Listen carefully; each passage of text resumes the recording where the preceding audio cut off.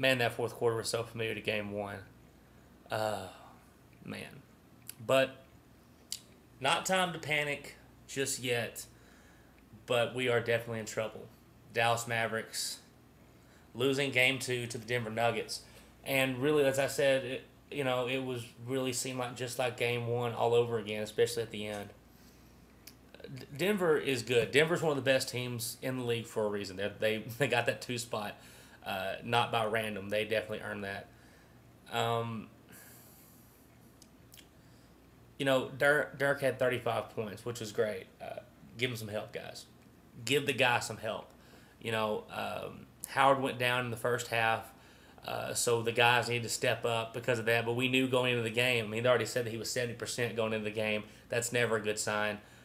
Hurt his ankle again. Stepped on it wrong. Don't know if he's going back for Saturday. We're definitely going to need him on Saturday if we want to have a chance to win this series. But the guys, and even the thing is, the whole feel of the game just didn't feel right the whole time. We kept it close throughout. And if you just look at the final score and nothing else, you'll say, oh, well, Dallas just got destroyed. We got destroyed in the fourth quarter. I'll give them that without a doubt.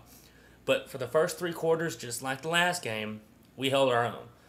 We stayed within 6, within 3. We took the lead during the third quarter.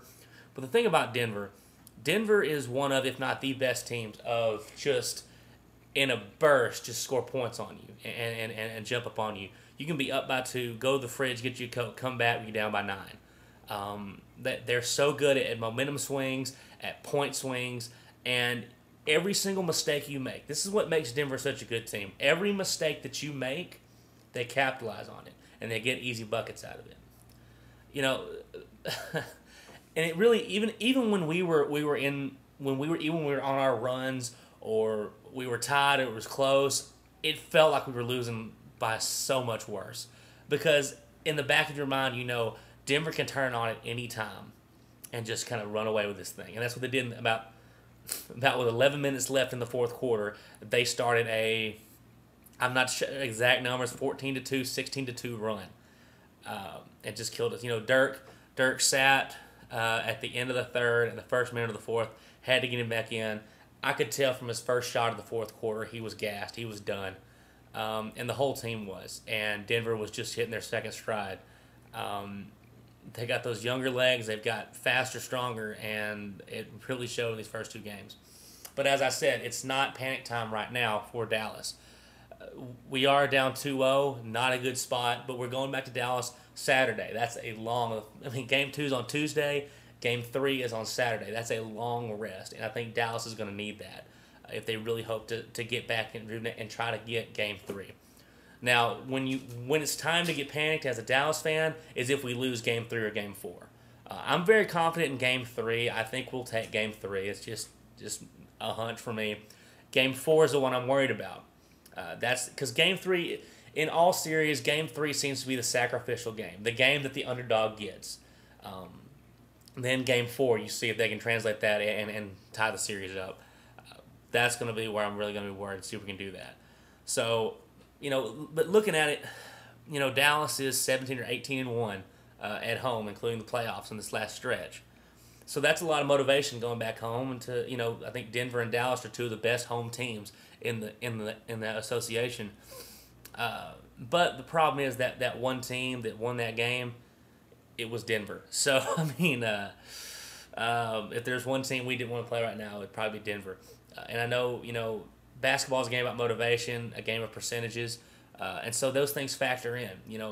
Basketball is one of the few sports, if not the only sport, where you can legitimately score from any place on the court.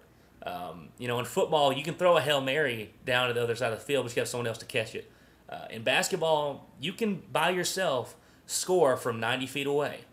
It's not very likely, but that's what I'm talking about. It's percentages. So every play that's run, every set you have is about getting the best shot and getting the shot to the guy who's best at certain positions.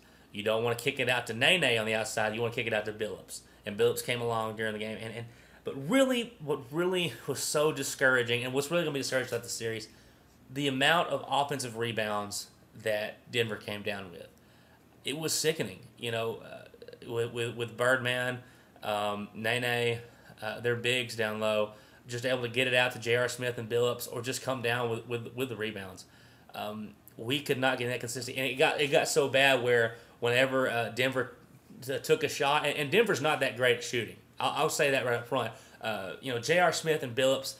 Well, I would say Billups is a lot more consistent than J.R. But really, Denver's not much of a jump shooting team. So when they shoot it, it's kind of iffy if it's going to go in or not. But you could pretty much count on it that they were going to get another crack at it, because I hadn't looked at the numbers. I don't know what the exact amount of rebounds it was, but it was a lot. And if that continues, it won't matter what course you're playing on, we won't win. As compared to us, we take a shot, we're one and done, because they block out, they're fundamental in that area.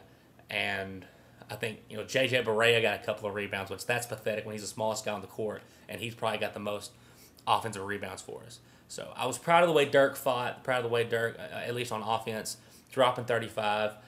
Didn't really get a lot of help from the supporting cast. Jason Terry. The thing about Jason Terry is the most deadly when no one's thinking about him. If Dirk Nowitzki and Josh Howard are out there and they're getting all the attention, Terry is a beast. Terry's an assassin. And they'll kick it out to him, and he'll just start knocking them down. But when they can focus on Terry, when they say that's the guy on the court, he's really not as effective as he can be.